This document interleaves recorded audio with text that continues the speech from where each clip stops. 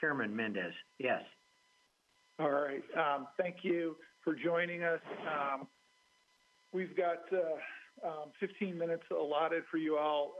We're so far having a few tech issues, but I think we're working right now.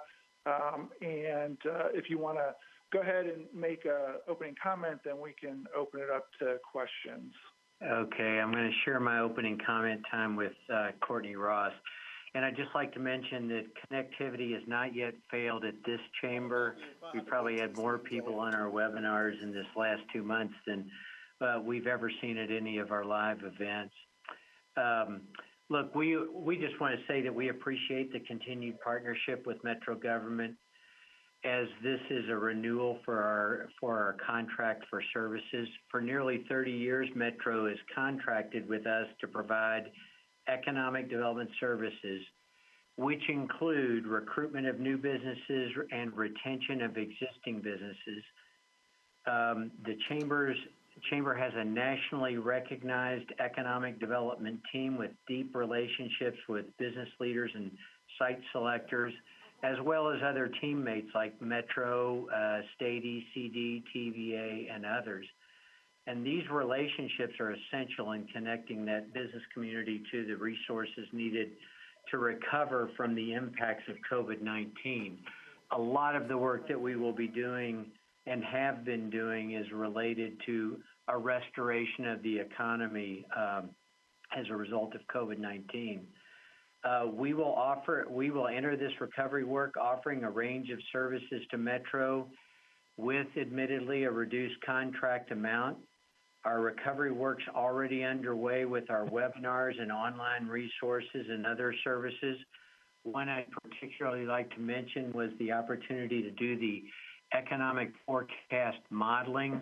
I just want to mention that our reliance on that model is pretty strong, because when we forecast modeling coming out of the flood and coming and through the recession, we found that modeling to be very, very accurate and very important to businesses that were planning their path in recovery both of those times.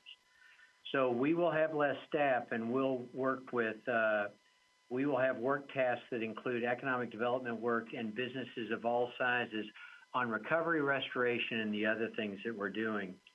As you know, and I think as all the council knows, the Nashville Chamber's Partnership 2020 initiative leverages private dollars with public dollars to create a workforce and business environment that serves and benefits all of us with economic growth, private investment, and increased tax revenue for public investment. We do look forward to partnering with Metro on the recovery of this vibrant economy, and we also look forward to driving that vibrancy throughout the entire population of this community. So now I'm going to ask Courtney Ross, the Chief Economic Development Officer, to explain a little bit more in detail our services. Courtney? Thank you, Ralph, and thank you all. So through this contract, we will, of course, continue to provide the customized assistance to companies of all sizes that will include the project management for all relocation and expansion projects in Davidson County, the completion of all RFPs for incoming projects, so those requests for information from projects looking to relocate and expand here, market research and analysis from our research center, and the management of site visits and requests around their workforce and any small business needs that arise.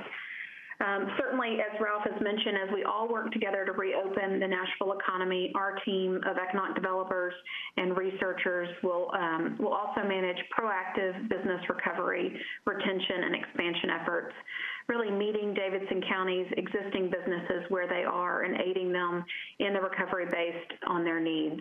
This will include webinars and just personalized assistance to these companies as we begin to recover. As Ralph also mentioned, we have a long-standing relationship and a record of success with this contract for services with Metro. We look forward to continuing this in this new era of business recovery. I think we can all agree that job creation and the retention of our existing jobs is more important now than ever. We have a full-time staff of 5 experienced economic developers and 3 very experienced researchers to handle all of the hands-on project management, all the relocation and expansion projects in Davidson County. And of course, we'll continue to work closely with the Mayor's Office and Metro Council in these efforts as we have in the past. We've had an incredible success record to date, and we look forward to really partnering again with Metro to face the new challenges that we have in Nashville as we aid in the recovery. So that concludes our remarks. We thank you again for your time and for this opportunity, and we're happy to answer any questions that you have. Thanks. This is Bob Mendez. Let me just anticipate one question that may come up and just get it out on the table. I think you all are one of the organizations that in the formal budget document that's been proposed, you're not in it at all. But I understand that you've heard from the mayor's office that the intent is to do an amendment to add you in specifically at half of last year's amount, which would be $175,000. Is that right? That is correct. We have received that word from the mayor's office. All right, and that came up in one of the earlier hearings about the little bit of a disconnect between what it actually says and what the intent is through an amendment. So I just wanted to get that out for council members so they don't work too hard trying to find it in the budget because it's not there right now. I'm not seeing any questions from council members.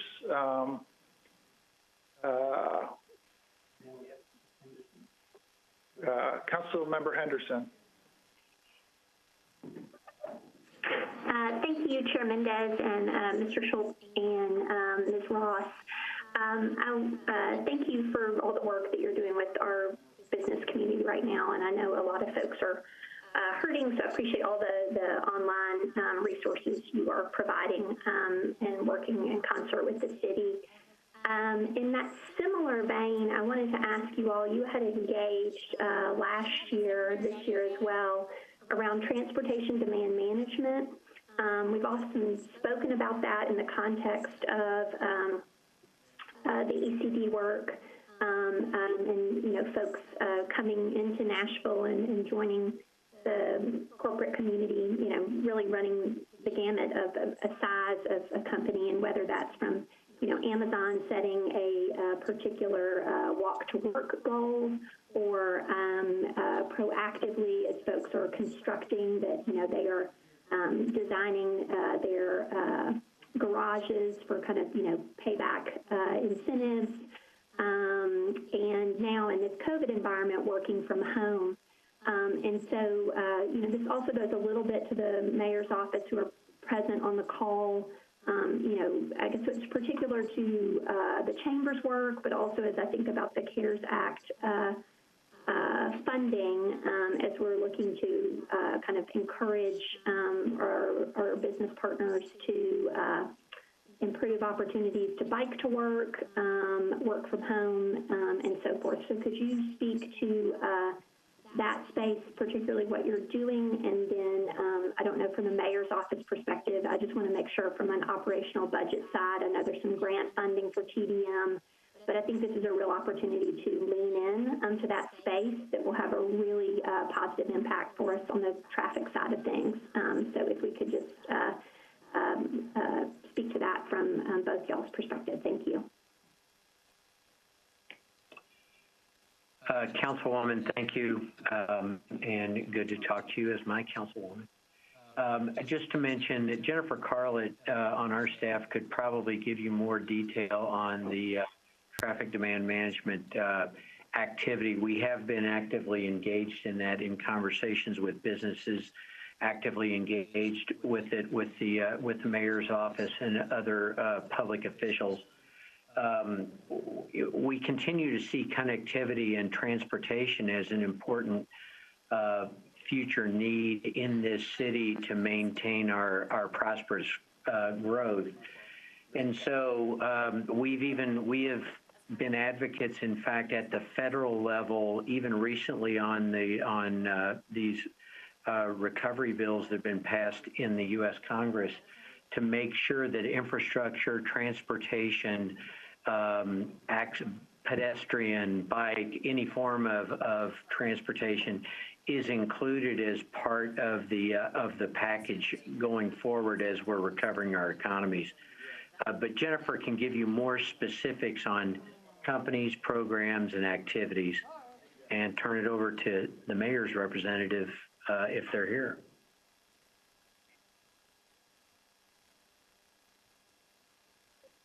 Might have been us, so you can kind Ms. of Scarlett? stop for a second. I guess, and I appreciate, I've had the opportunity to speak with Jennifer or Ms. Carlett just more generally, but I would be interested just from the mayor's office to make sure, in this partnership that we have with the chamber, obviously, direct to business services, but also, economic and community development. I just want to make sure on the operational side that we're kind of leaning into this moment and make sure we're maximizing transportation management, TDM, and so I don't know if they can just speak to if that's part of how they think of your partnership. Could I have either Kristen Wilson or Mike Jamison join in and comment on that? The question is really, I don't want to repeat what you just said. It's how we're dealing with it from the Metro side of the relationship with the chamber.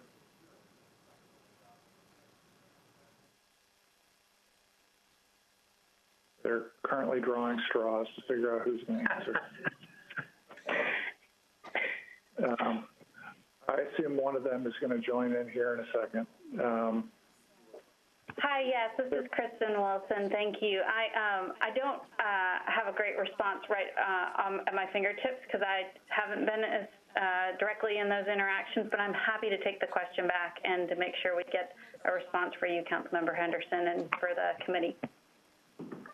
Okay, thank you. I appreciate that. I'm just wanting to make sure, Ms. Wilson, that we look at that particular to this, contract and the understanding there, but also on the operational budget side. I know there's some grant funding implications for TDM, but just to make sure we're getting that covered on the planning department side too, so that we can, whether it's CARES or whatever, but that we're really kind of taking advantage of this moment to the, greater long-term good. So thank you.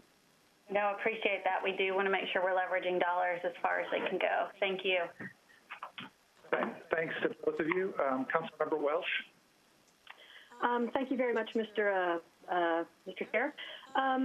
We have all seen the impact that the COVID pandemic has had on workers. We've seen how workers have suffered because of the lost jobs, and we've also seen the impact on frontline workers and essential workers. And the reality is, these workers are very well protections like sick leave and things that now this pandemic has shown us are important as we move forward. I know the chamber has not advocated for worker protections as they've worked with businesses, and I wonder if perhaps with the new way that we are seeing the world and realizing the impact our workers have on our community, whether the chamber might be willing to be more out front in terms of working with businesses, in terms of assuring that they have worker protections, good wages and things like that we've seen now in this pandemic make workers' lives that much more difficult and a recovery that much more difficult. Well, I would thank you for that question, Councilwoman. We've actually been very, very strong of late during this COVID period in encouraging particularly safe and protected environments. We know that the confidence of the employees in the workforce is really key to their willingness to return to work, to build our economy. And so we've really encouraged businesses to be mindful of that. And I would tell you that based on our conversations with many businesses, they are actually returning to work slowly so that they can introduce some of those protections. we are also very strongly in favor of businesses investing in the development of their employees and their workforce to be able to move them into more productive and more rewarding positions as they travel through their career. But I would say the answer is yes. If there's ever been an illustration of the importance to a safe working environment, it's been this virus circumstance. So I would tell you yes. I appreciate that, and we'll hold you to that. Thank you so much, Mr. Uh-huh. Thank you, Council Member. We take a quick peek to Council Member Henderson. Is your hand still up from before? No, sir, my apologies. All right, then it looks like we've exhausted the queue. Mr. Schultz, Ms. Ross, really appreciate you guys coming in today and talking to us. I know the work you're doing trying to help businesses get back on their feet is as important as anything else going on in town, so appreciate all your efforts. Chairman Mendez, let me just say to you, thank you for the opportunity to present here today. And one of the unique features that makes Nashville such an attractive place is that there really is a perception beyond our boundaries of strong public-private partnership, and we appreciate the opportunity to collaborate with all of you on creating prosperity, so thank you. Thanks very much. Okay, committee, that is going to wrap up today. Tomorrow we've got the Hospital Authority and the Board of Education. We've got a half hour allocated for the Hospital Authority, and then for Board of Education, I think we'll go as long as people have questions. And we'll just see how long that is, but we won't cut that off tomorrow since that's about half the budget. I see Mr. Councilman. I thought I saw a hand up a second ago, but it's down. All right, so that's it. Tune in tomorrow, 4 o'clock, and we'll have the last of these committee hearings. Thanks, everybody.